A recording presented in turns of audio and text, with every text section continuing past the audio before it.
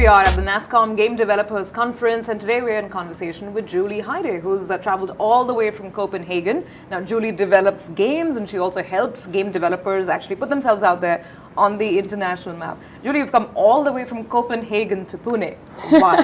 What's happening here? Well, so basically, originally it was my good friend Shailesh, who has developed Hubrix. I met him at a couple of conferences based in Europe, and at one point he approached me and said, "Do you want to come to India?" And I said, "I would love to, I've never been here." And he said, "I would like you to come down for this conference that I'm also participating in, so I'm going to talk to the organizers." And then I was contacted by Shruti, and she asked whether I wanted to come down here and do a workshop. And I said yes. And I had no idea what to expect because I've never been in India.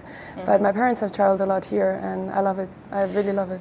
You might not have traveled to the country, but what is your understanding of the Indian game development scene right now? You mentioned Shailesh, of course, he won Game of the Year with Hubrix. Yeah. But what do you think of the Indian story? So since I was actually, I was a jury member for one of the awards here, so I got to play a lot of games developed by local developers, and I was quite surprised that the rest of the world had not necessarily noticed them already. So therefore, I'm sort of on a mission here. So I came here to do my workshop. It's going to be a PR jam, as I call it. And I also brought my own game that is called XTODIE, and we were playing it a lot of people yesterday, and it was a lot of fun. So I got to meet a lot of the developers who are going to attend my workshop, so I could somewhat prepare them for what we're going to do today.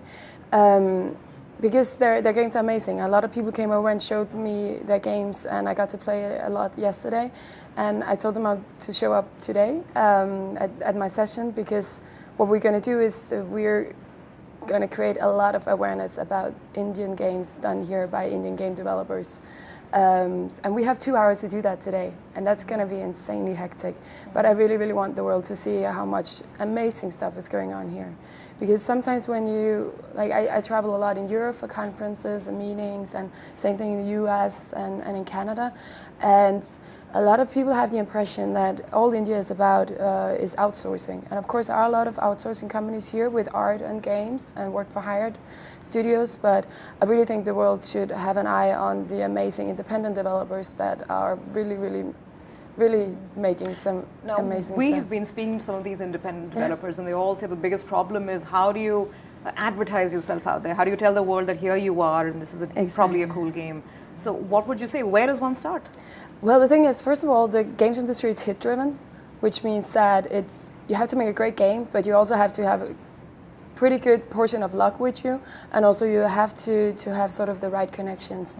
And that could be for the platforms, like for instance, if you're pushing it out on App Store, on Google Play, etc. It's really nice to have someone, the editorial team looking at your games, having an insider in one way or the other. But that could be hard if you're sitting in a country so far away from where they're sitting in the US. It's hard to reach them.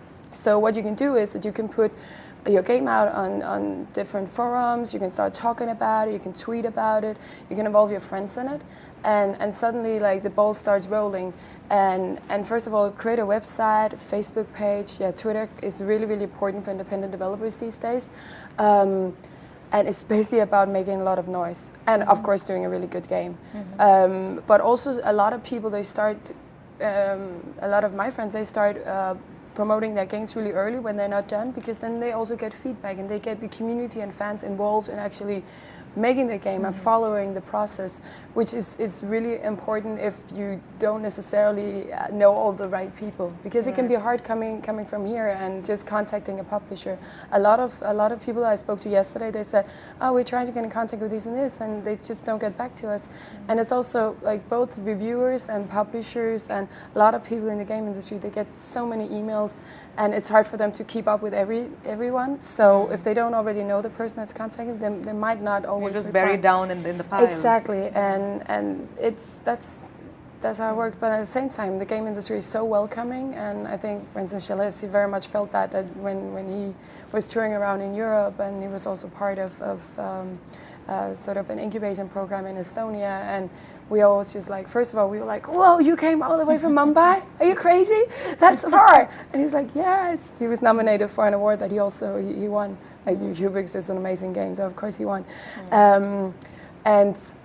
And he came all the way and got a lot of contacts, and it's amazing. And the game industry is so very welcoming, but it's hard if you can't afford, for instance, to go to these events, because it is expensive to travel, and it's expensive to go to conferences and so on. So the best thing you can do is to make a name for yourself, your game, and your company, and your friends, because one of the most fantastic things about the game industry is that we feel like we're all in the same boat, so we all help out each other. Sure. Like, we're not really competing, especially not in the indie game community, because we can only reach so far if we help out each other.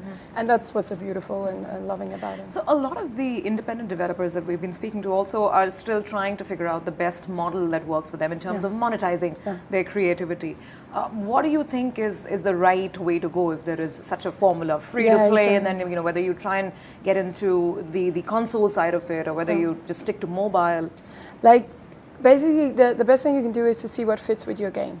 And of course, if we all want our games to succeed in some way or the other, because we would like to continue making games. Elsewise, if we ran out of money, we would go out and get a grown-up job, as we call it, where it's real money. But since making games is a passion, it's really hard not to, and it's also sometimes a little bit of a challenge to say, I want to make this game because this is how I want it to be, but also make it so people want to either pay for it or pay in the game, or what your business model is. I can't say that there's one right way to like for your business model for the game, because it very much depends on the game, and very much on the platform, because some games are just suited for iOS, for instance, because the controls on the iPad works in a specific manner. Some games are just suited for console platforms, because you need a real controller to sit and play it, and some are more for PC or Mac. And it very much depends on the game, and it also depends on your development process, because for instance, what's easiest to break through in? Let's just if there is an answer to that. It used to be a few years back when the App Store was still young, like iOS was really good for independent developers because there were not that many, and iOS games started to become popular in an era where we still had a lot of console development and AAA studios, and suddenly independent developers, like teams of 1, 2, 3 people, could create a game in half a year and put it on the App Store and actually earn money. It's hard to get discovered right now because there's so many people applying or exactly, and also because the big publishers at one point, most of them were pretty slow. They were like, no, we'll just stick to console development because that's what we know, what we're good at. And when the publishers sort of finally got in, the big developers and publishers on the App Store, they have a lot more money to put into marketing spendings, and they already know all the reviewers and know the people who can decide where to go with the game. So it suddenly became really hard for independent developers to get your games out there. I would say still PC gaming and Mac gaming, still good markets. iOS is, definitely, but again, it's all about awareness and discovery. Okay, well, it's great that you're here. You'll be helping lots of Indian game developers perhaps find the right way to be there out there on the global map. Thank you for talking to us today. Thank you. Thank you.